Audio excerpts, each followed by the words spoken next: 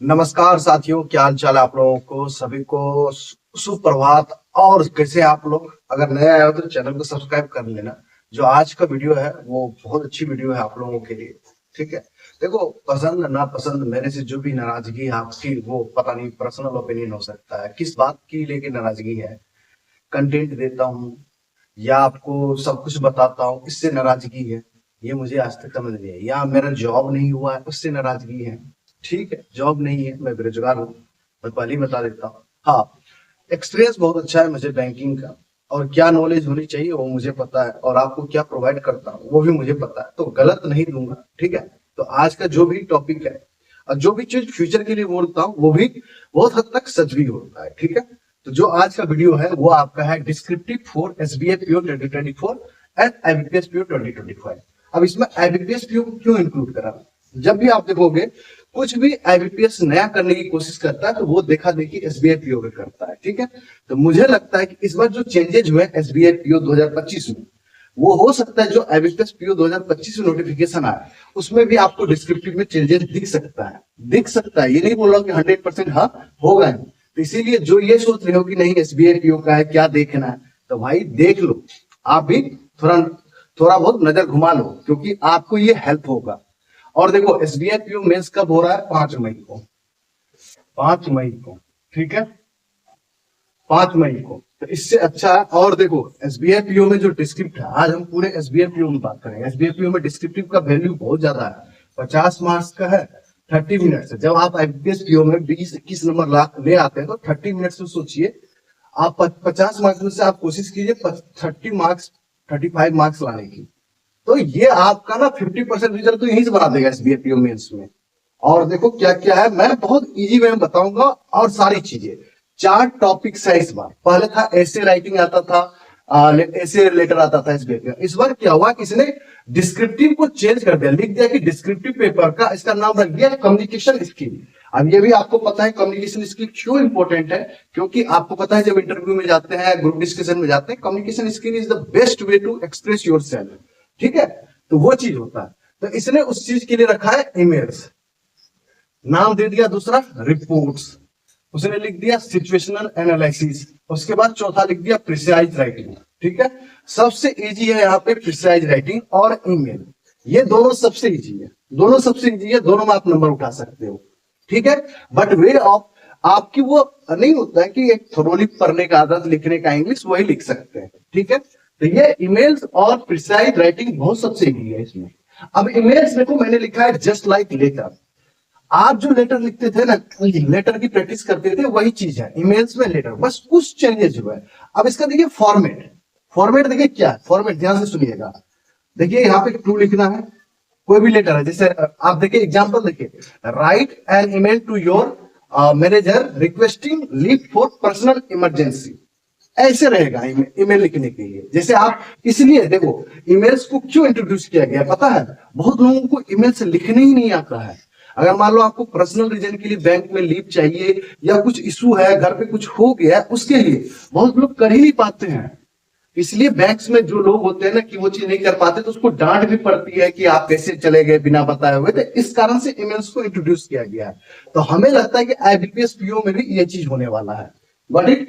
और देखो precise writing आपको ईसीजीसी पीओ में भी आता है, एक्सिम बैंक में भी है शायद, तो हर जगह है, यूज होता है। ठीक है, अब देखो ये फॉर्मेट देखना, टू है, सब्जेक्ट है, बस ये दो चीज है यहाँ पे। उसके बाद डियर सर एंड मैडम, ये तीसरा पॉइंट। चौथा, उसके बाद जो आप उसके बारे में लिखिए, बॉडी 2 पार्ट में जो लिखते हैं वो लिखिए। उसके बाद सिंसियरली आप अपना नाम लिखिए। उसके बाद अगर आप बैंक में जॉब करते हैं तो अपना डेजिग्नेशन बता दीजिए यहाँ पे, या आप अपना आईडी मेंशन कर सकते हैं, ये चीज। और इसकी फॉर्मेट, इसकी पूरी 25 टाइप की टॉपिक्स मैंने आपको पीडीएफ बना के अपने टेलीग्राम चैनल पे डाल दिया हूं, जो कि टेलीग्राम चैनल का लिंक मिल जाएगा आपको मेरे कमेंट बॉक्स में, इसी वीडियो के नीचे। अब आइए, ये सबसे इजी है, बस कुछ नहीं करना है। अब इसमें आपको लेटर्स में कुछ ज्यादा सोचने की जरूरत नहीं है। टू लिखना है, जो जिसके बारे में, सब्जेक्ट लिखना है क्या है, किसको भेज रही हो, किसके भेज रहे हो, सब्जेक्ट क्या लिखना है, डियर सर एंड मैडम लिखना है, बॉडी लिखना है, खत्म बात। तो ये चीज होगी आपका फॉर्मेट, सबसे इजी फॉर्मेट। ठीक है, ज्यादा इसमें कोई बढ़ा चढ़ा के कुछ नहीं, ईमेल। ठीक है, ये रिपोर्ट। अब रिपोर्ट्स को देखो मैंने लिखा है थोड़ी सी ये मुश्किलात होगी, ये ऐसे है, जैसे ऐसे लिखते हो ना वही चीज है, बट इसमें थोड़ा सा फॉर्मेट्स को चेंज किया गया है। अब ये रिपोर्ट्स क्या होता है, अब रिपोर्ट्स में क्या होगा कि टाइटल होगा, ठीक है, टाइटल लिखना पड़ेगा, फॉर्मेट देना। उसके बाद ये और नेम, ये ऑप्शनल है, इसको मत लिखो, छोड़ दो, ये योर नेम ऑप्शनल होता है, ये मत लिखो। टाइटल के बाद दूसरा लिखो introduction, what is report about, मतलब रिपोर्ट क्या कर रही है वो लिखो, दूसरा पॉइंट। तीसरा पॉइंट में आओ बॉडी, बॉडी में आप लिखो details, facts, causes, effect, examples, मतलब सारी डिटेल्स ऐड करो उस रिपोर्ट्स के बारे में जो चीज हुआ है। चौथा पॉइंट है कंक्लूजन, कंक्लूजन आपको पता है ऐसे भी लिखते हो, वही चीज तो है। तो 4 पॉइंट है आप लिखने के लिए, तो ये कर सकते हो रिपोर्ट्स में, रिपोर्ट्स जस्ट लाइक अ एसे, ठीक है। अब देखो मैंने लिखा है, देखो कैसे पूछेगा, ये टॉपिक है impact of digital banking on rural India.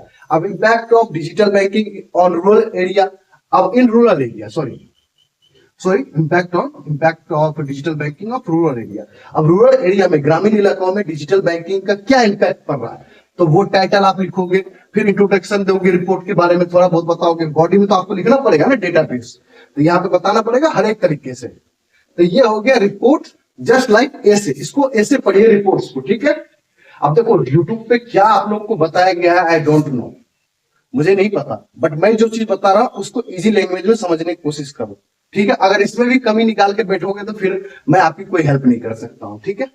अब आइए ये सिचुएशनल एनालिसिस, ये थोड़ी सी आपको सबसे ज्यादा, इसमें से सबसे ज्यादा टफ ये पड़ेगा। अब सिचुएशनल एनालिसिस याद है, आईबीपीएस पीओ इनकी इंटरव्यू के दौरान भी आपको सिचुएशनल एनालिसिस बेस्ड क्वेश्चन पूछता था कि मान लो कि कस्टमर आपसे, मान लो कि कोई कस्टमर है, उसका पैसा कट चुका है और आपसे मान लो कि बैंक आया वो डील करने के लिए, और वो गुस्से में है, तो कैसे डीलिंग करोगे, वही है सिचुएशनल। अब यही तो उसको ना रिटर्न फॉर्म में किया, तभी बोल रहे थे, अब इसको रिटर्न फॉर्म में लेके आया है। अब देखो मजा आएगा, इसलिए मैंने लिख दिया टफ। अब ये जस्ट लाइक है क्रिटिकल थिंकिंग, अब इसको क्रिटिकल रीजनिंग भी घुसाया गया इसमें, क्रिटिकल थिंकिंग करने के लिए। अब इसका फॉर्मेट क्या है, अब क्यों बोल रहा हूं क्रिटिकल, वो पता चल जाएगा इसमें, क्योंकि क्रिटिकल का वेटेज बढ़ते जा रहा है भाई बैंकिंग का जॉब में। अब ये सही कर रहा है, अब ये मुझे परफेक्ट लग रहा है। मैथ रीजनिंग ठीक है अपने जगह, उसका रोल नहीं होता, बट ये चीज बहुत बढ़िया कर रहा है। क्रिटिकल में क्रिटिकल रीजनिंग में क्रिटिकल रीजनिंग पूछ रहा है, वो भी सही कर रहा है। अब यहाँ पे ये जो चीज लेके आया ना, एकदम बैंकिंग के लिए परफेक्ट है। अब बताओ क्रिटिकल फॉर्मेट देखो, इंट्रोडक्शन लिखना है, ये थोड़ा सा बड़ा है, ये बड़ा होगा, ये लिखना पड़ेगा आपको 200 से 250 वर्ड्स में इंट्रोडक्शन लिखना है। उसके बाद प्रॉब्लम आइडेंटिफिकेशन करना है। सिचुएशन एनालिसिस में क्या होता है, प्रॉब्लम आइडेंटिफिकेशन की, मतलब उस कस्टमर की क्या प्रॉब्लम है। तीसरा पॉसिबल सॉल्यूशन, उसके बाद प्रॉब्लम सुनने के बाद क्या होगा, पॉसिबल सॉल्यूशन, मतलब उसका सॉल्यूशन क्या होना चाहिए, ठीक है। चौथा बेस्ट कोर्स ऑफ एक्शन, आप मान लो सॉल्यूशन आपने दे दिया, अब उसका इफेक्ट भी तो करोगे, कोर्स ऑफ एक्शन याद है, क्रिटिकल रीजनिंग पढ़ते तो एक टॉपिक है ना कोर्स ऑफ एक्शन, कि ये प्रॉब्लम घटा तो तुरंत क्या होना चाहिए, एकदम इमीडिएट, तो वो होता है कोर्स ऑफ एक्शन। मान लो अभी यहाँ पे भूकंप आया, तो सरकार की सबसे पहली इनिशिएटिव क्या होना चाहिए, वहां के लोगों को बाहर निकालो और उसके बाद खाना पीने की व्यवस्था करवाओ उसकी, वो होता है best of course of action, ठीक है। तो ये हो गया। उसके बाद कंक्लूजन, तो ये देखो जब पांच टॉपिक है तो ये चीज होगा। आप देखो कैसे, देखो एक एग्जांपल रखा हूं, cash shortage at branch due to festive rush. अब जब फेस्टिव सीजन आता है तो कैश शॉर्टेज होता है, कैश क्रंच होता है। अभी जस्ट लाइक कैश क्रंच है ना इंडिया में, आप सरकार देख रहे हो, गवर्नर देख रहे हो, आरबीआई के जो हमारे संजय सर है, संजय जी हैं, वो गवर्नर है हमारे अभी, संजय मल्होत्रा जी, वो क्या कर रहे हैं, वेरिएबल रेपो रेट कर रहे हैं, ओपन मार्केट ऑपरेशन कर रहे हैं, जिससे कि मार्केट में लिक्विडेशन बढ़े, क्योंकि इंडिया में भी कैश क्रंच चल रहा है, मतलब बैंकिंग सेक्टर में कैश क्रंच चल रहा है, ठीक है। इसलिए देख लो लगातार रेपो रेट को घटाया गया है, पहले 6.50% था, फिर उसको 6.25 लाया गया जनवरी में, फरवरी में, और फिर इस बार जो अप्रैल में आई है 8 से 9 तारीख को, जो फर्स्ट फाइनेंशियल ईयर ऑफ 25-26 का जो फर्स्ट आपको मॉनेटरी पॉलिसी है, उसमें भी 25 बेसिस पॉइंट का कम किया गया, तो अभी कितना हो गया 6%। तो इसीलिए उसी चीज पे है, तो समझना पड़ेगा आपको, तो ये चीज है।